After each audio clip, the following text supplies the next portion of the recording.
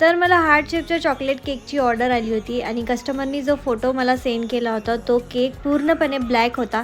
तर माझासुद्धा cake black व्हावा म्हणून मी केक बेक करताना त्यामध्ये ब्लॅक कलर ॲड केला होता आणि सोबतच गनाश केल्यानंतर त्यामध्ये सुद्धा मी ब्लॅक कलर ॲड केला.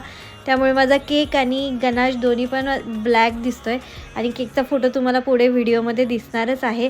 तर छानपैकी केकला सोक केलं, त्यानंतर गनाश लावून मी लेअरिंग केलं, त्यामध्ये चोको चिप्ससुद्धा ॲड केले आणि केक 10 मिनटं फ्रीजमध्ये सेट केला आणि त्यानंतर गरम पाण्यामध्ये स्पॅच्युला टाकून मी मस्तपैकी फिनिशिंग करून घेतलं. त्यानंतर केकच्या वरच्या आणि खालच्या बॉर्डरला फोटोमध्ये होतं तशाच पद्धतीने मी चॉकलेट गनाशनी डिझाईन करून घेतली आणि केकवर कस्टमरला फायनली लीगल बेबी असं लिहून हवं होतं. तर मी चॉकलेट लेटरवाले जो मोल्ड असते ते आणि व्हाईट चॉकलेटच्या मदतीने सगळे लेटर्स करून घेतले आणि ते केकवर ठेवले आणि अशा पद्धतीने केक रेडी केला. तुम्हाला कसा वाटला हा केक मला कमेंटमध्ये नक्की सांगा.